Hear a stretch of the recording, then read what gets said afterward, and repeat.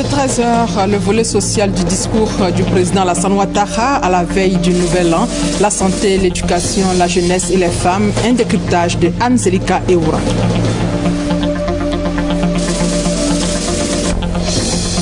Cette nuit, la fête du Maoulid, fête qui commémore l'anniversaire de la naissance du prophète de l'islam. Quel est le sens spirituel du Maoulid? Élément de réponse dans ce 13 heures. Et puis ce crash le 28 décembre dernier du vol Air Asia, 2 grandes parties de l'avion retrouvées en mer. Bienvenue à tous.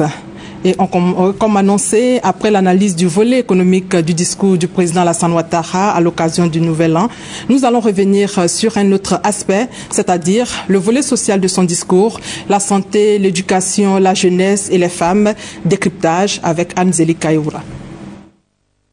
Travailler davantage pour assurer un bien-être aux populations. C'est l'une des promesses faites par le chef de l'État, Alassane Ouattara, le 31 décembre 2014, à l'occasion de ses vœux de Nouvel An à la nation. Dernier vœu de son mandat avant les prochaines élections d'octobre 2015, mais avant que de chemin parcouru. Au niveau de la santé, 2015 s'ouvre sur la concrétisation d'un vœu cher au chef de l'État avec le démarrage de la phase d'enrôlement pour la couverture maladie universelle. Cerise sur le gâteau après notamment la livraison des hôpitaux généraux de Gagnoa et d'Adjamé et la mise aux normes de 46 hôpitaux généraux et de plus de 150 centres de santé. La santé fait partie des aspirations de tous nos concitoyens. Nous avons initié un programme de réhabilitation de nos infrastructures sanitaires afin de corriger les dégradations subies par nos hôpitaux et nos CHU au cours des dernières décennies. Nous continuerons à renforcer les plateaux techniques et la qualité des prestations de nos services de santé publique. Les services des urgences des CHU sont en train d'être rénovés et rééquipés. L'hôpital Saint-Joseph-Moscati de Yamoussoukro, l'hôpital d'Angré, ainsi que l'Institut de médecine nucléaire d'Abidjan seront mis en service cette année 2015. En plus de ces infrastructures financées par l'État, je me réjouis des initiatives privées telles que l'hôpital Mère-Enfant de Bingerville, de la Fondation Children of Africa, qui sera également ouvert en 2015. Enfin, j'ai le plaisir de vous annoncer que nous mettrons en place la couverture maladie universelle au cours de l'année 2015. Cette assurance maladie fonctionnera de manière à prendre en compte tous les Ivoiriens, surtout les plus démunis, car c'est d'abord un instrument de justice sociale. De nombreuses réalisations également en ce qui concerne le volet éducation et formation. La construction de 6885 classes au primaire et de 20 collèges. Le chef de l'État l'a également annoncé, l'école sera obligatoire dès la rentrée prochaine. Le programme L'école pour tous constituera pour ce faire une des priorités du gouvernement pour cette année 2015. Cette décision exige de nombreuses écoles supplémentaires au cours des 9 prochains mois. À cet égard, le gouvernement a élaboré un programme dénommé L'école pour tous, qui constituera une de nos priorités pour l'année prochaine et les années à venir. Concernant la problématique de l'emploi, le chef de l'État en fait un engagement personnel.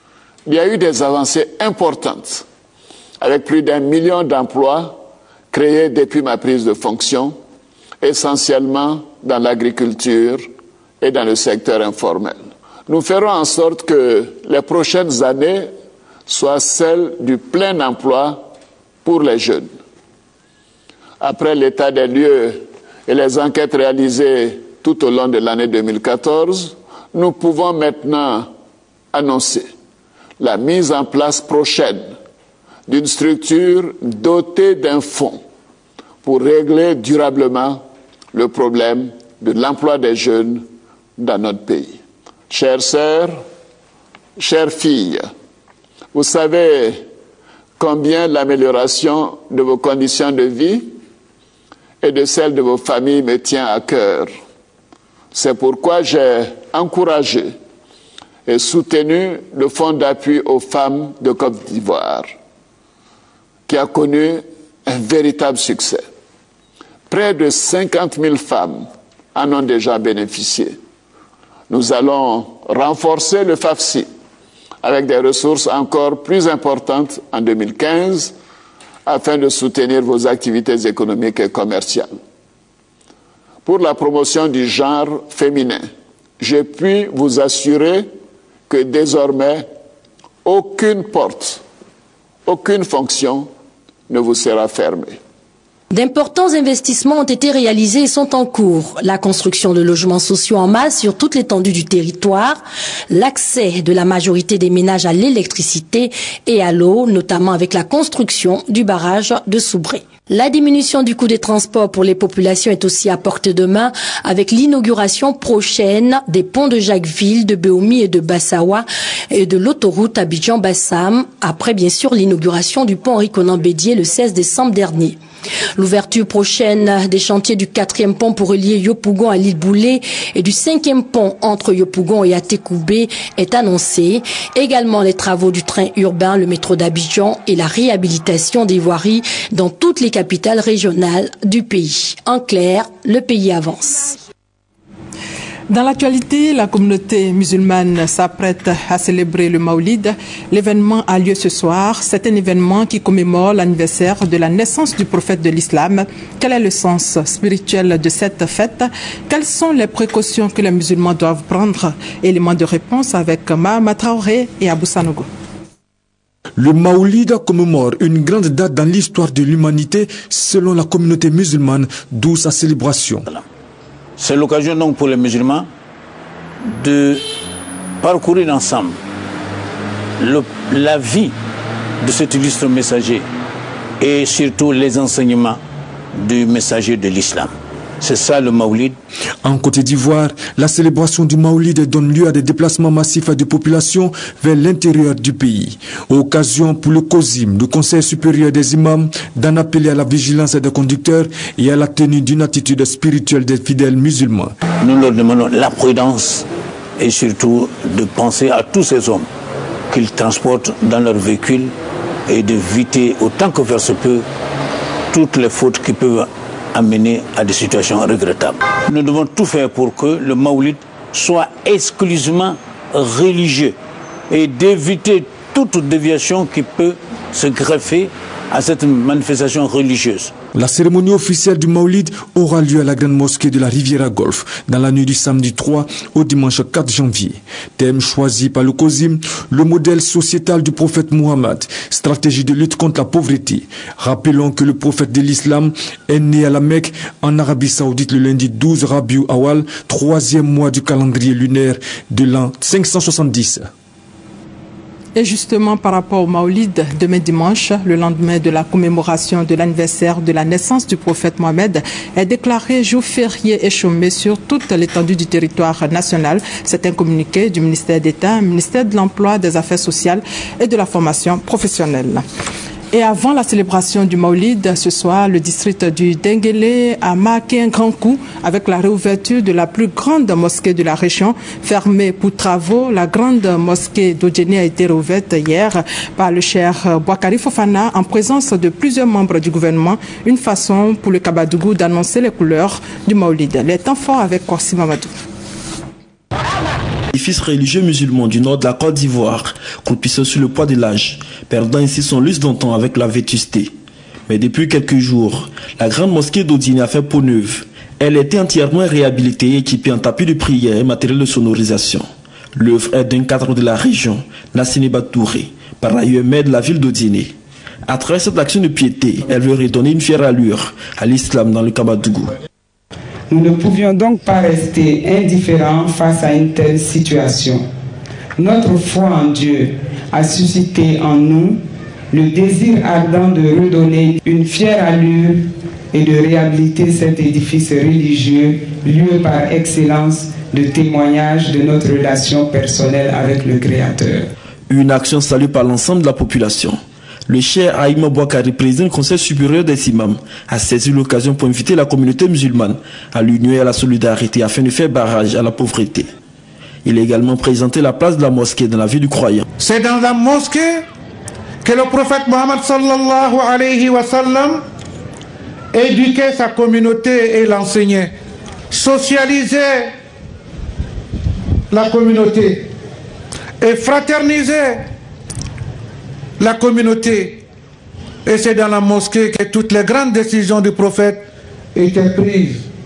Le ministre Mamadou Sanogo, parrain de la cérémonie, a exhorté les fils et filles du district de Denguélé à la fraternité et à l'union pour soutenir les efforts de développement du président de la République, Alassane Ouattara. Il faut prier pendant ces jours pour le président Alassane Ouattara. Non seulement pour sa réélection, mais pour qu'il soit mieux inspiré pour nous conduire au développement.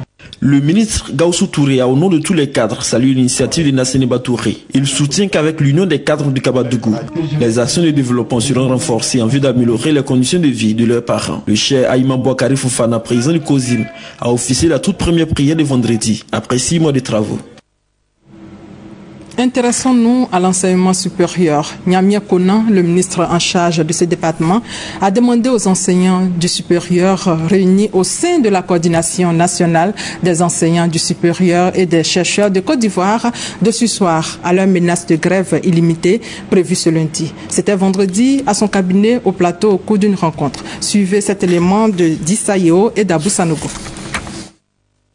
Les enseignants des universités et grandes écoles réunis au sein de la CNEXI, la coordination nationale des enseignants du supérieur et des chercheurs de Côte d'Ivoire, menacent d'entrer en grève illimitée à partir de lundi si leurs revendications portant sur l'amélioration de leurs conditions de travail et de vie ne sont pas satisfaites, à savoir les arriérés de salaire depuis 2009, la revalorisation des taux horaires, la prime de recherche et sa trimestrialisation du paiement, l'équipement des salles de travaux dirigées et pratiques, la connexion intranet et extranet sur tous les campus. Pour apaiser le climat social, Nyamia Konan, le ministre de l'enseignement supérieur et de la recherche scientifique, les a appelés à surseoir la menace de grève illimitée au risque de tomber sous le coup de la loi s'ils n'épuisent pas toutes les voies de recours et de discussion. Ainsi, après plusieurs heures d'échange, il a été décidé de la mise en place d'un groupe de travail afin de mieux élaborer les revendications, ce avant la rencontre avec le Premier ministre Daniel Kablan-Duncan. Le lundi 5 janvier à 14 h, tous les enseignants du supérieur, tous les chercheurs des instituts, des grandes écoles pour une AG extraordinaire. Parce que le ministre nous a proposé une rencontre le jeudi prochain. Cette rencontre va nous situer sur la conduite à tenir pour que nous puissions rencontrer le Premier ministre. Dans un esprit de dialogue, dans un esprit de partenariat, dans un esprit de famille, nous puissions sauvegarder toujours l'essentiel, c'est-à-dire la formation de la jeunesse ivoirienne, qui est la chose la plus importante. Et que nous ayons des universités et grandes écoles qui retrouvent leur place sur l'échiquier africain et pourquoi pas.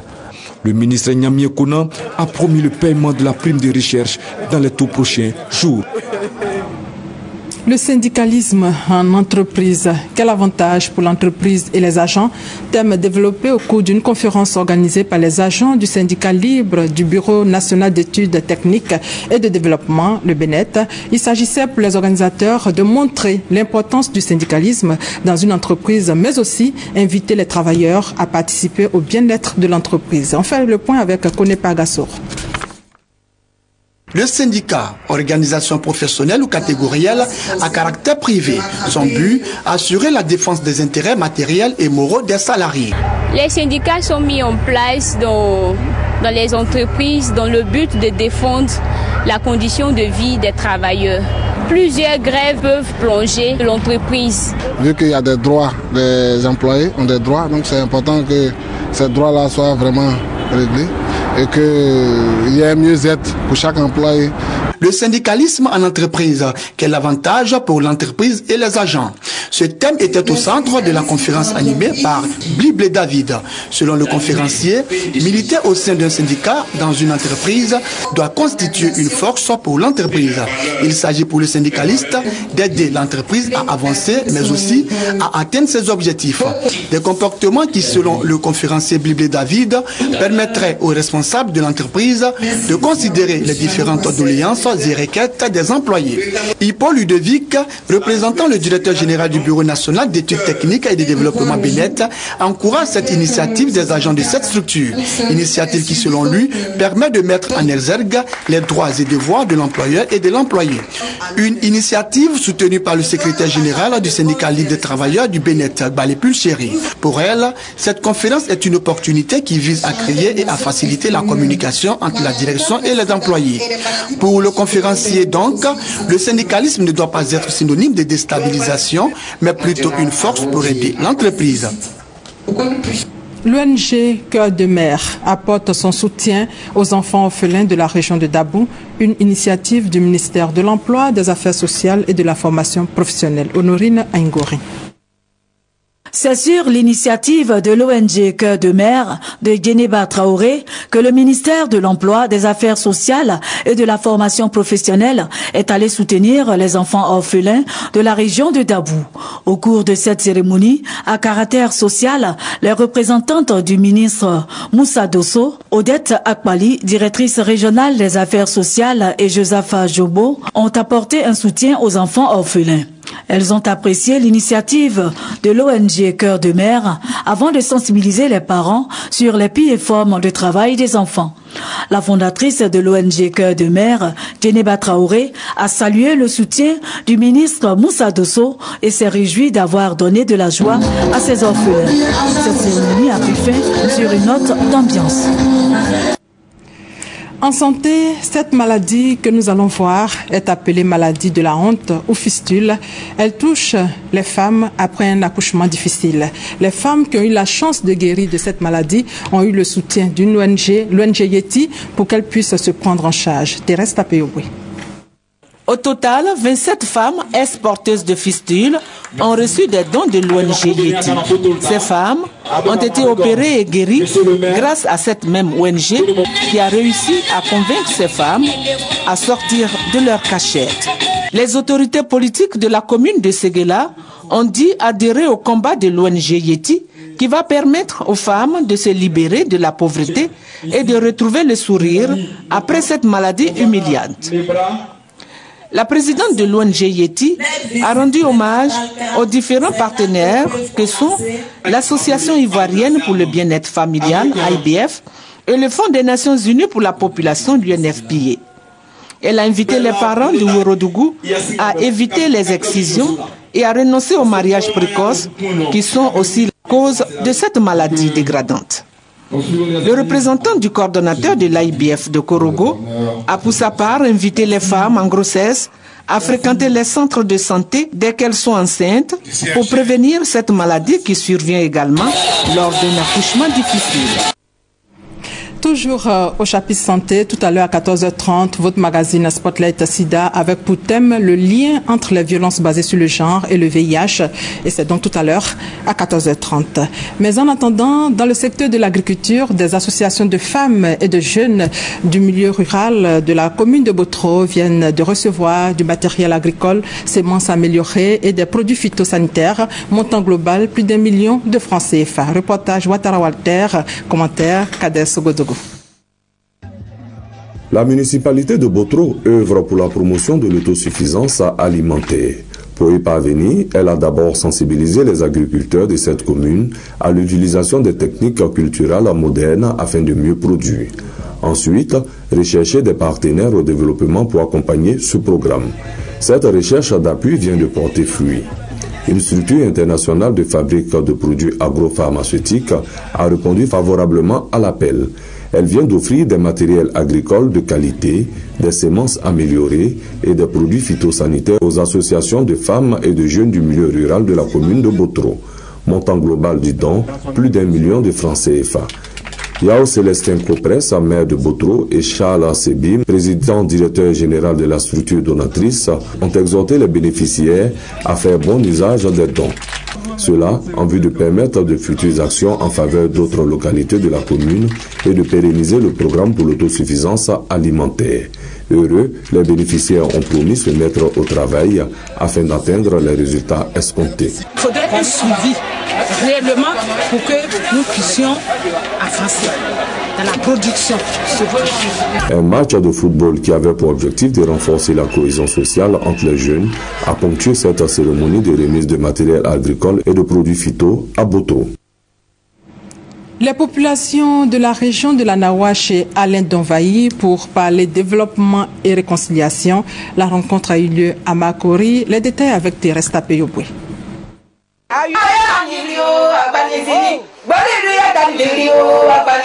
Ambiance de grand jour chez le président du conseil régional de la Nawa. En effet, chefferies traditionnelles, cadres, femmes, tous se sont donné rendez-vous chez Alain Donvayi à Makori pour évoquer des questions de développement de la région. Selon le représentant des cadres, cette rencontre avait pour but également de rassurer Alain Donvayi de l'adhésion de tous à sa politique de cohésion sociale et de développement de la région. Le président du conseil régional de la Nawa a exprimé sa reconnaissance à la délégation et a appelé toute la population à l'union. Le pardon, c'est quelque chose que j'ai appris, que je connais très bien. Et j'ai bien compris que les palabres, la délation, le mensonge ne nous apportent rien du tout. Si nous avons compris qu'être ensemble, ça nous permet d'avancer, continuons à être ensemble pour nous permettre d'avancer. Faisons ce qui est bon pour notre région. Et je le répète, si chacun fait ça chez lui, le pays va avancer. Tous les projets réalisés et en cours de réalisation dans la région de la Nawa ont été évoqués par Jules Dali, député de la circonscription des Grands Atris à cette rencontre. Il n'a pas manqué de souligner la part importante dont bénéficie la sous-préfecture des Grands Atris. Réconciliation et cohésion sociale à Galébré, une sous-préfecture de la localité de Soubré. C'est un acte fort du sous-préfet qui a décidé d'unir la communauté burkinabé de cette localité. Le reportage d'Herman Niamé. Communauté burkinabé de Galébré, vous ne reconnaîtrez comme unique chef Sawadogo Saraogo Salam. Cette phrase est du consul honoraire du Burkina Faso à Galébré, invité par le sous-préfet de la localité à arbitrer le conflit de leadership qui règne au sein de la communauté burkinabé. Ce conflit qui a créé la division au sein de cette communauté dure depuis 6 mois selon le sous-préfet Emmanuel Kobena Dongo. Plusieurs tentatives pour sa résolution selon lui se sont avérées infructueuses. Cette cérémonie vise à clarifier une fois pour toutes qui est le véritable chef afin de ramener la paix et la cohésion au sein de cette communauté. Depuis le mois de juin 2014 jusqu'à aujourd'hui, nous assistons à un conflit ouvert entre la communauté burkinabé.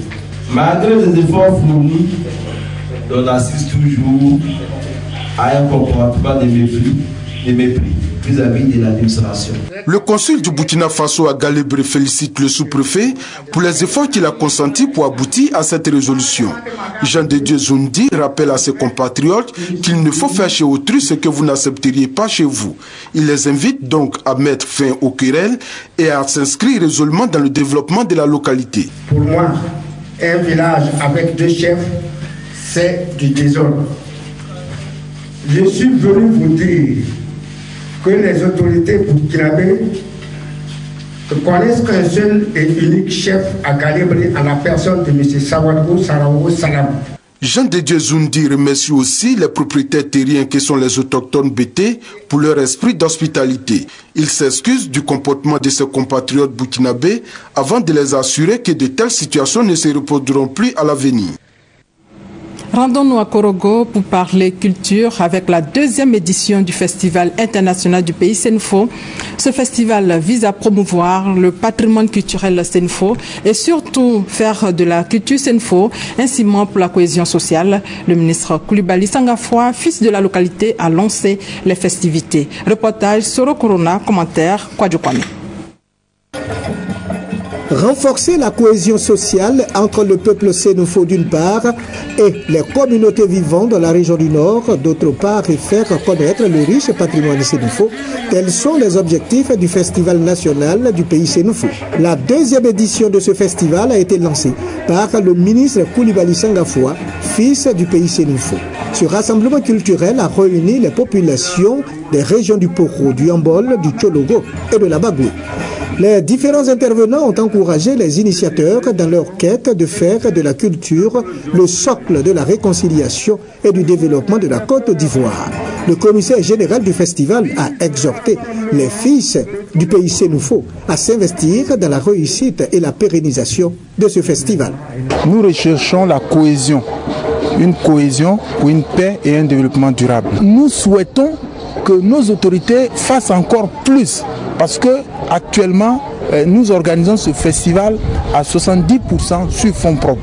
La particularité de la deuxième édition du Festival international du pays sénoufo a été la mobilisation des femmes.